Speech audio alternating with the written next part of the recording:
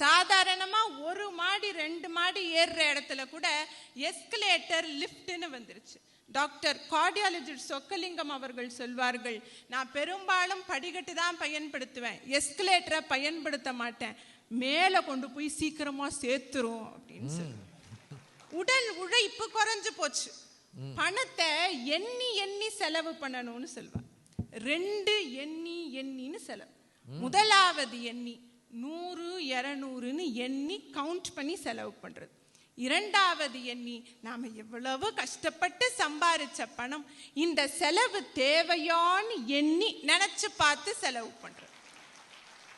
கையில காசா வச்சுக்கிட்டு செலவு பண்ணும்போது இருந்த பொறுப்புணர்ச்சி இன்னைக்கு போன்ல செலவு பண்ணும்போது இல்லாம போச்சு. மெயின்டைன் தி அக்கவுண்ட் பேலன்ஸ்னு பேங்க்ல இருந்து மெசேஜ் வந்த பிறகுதான் பேங்க்ல எவ்வளோ பேலன்ஸ் இருக்குன்னே நாம பார்க்கிறோம். இது தொழில்நுட்பத்தால் வந்த மிகப்பெரிய பிரச்சனை.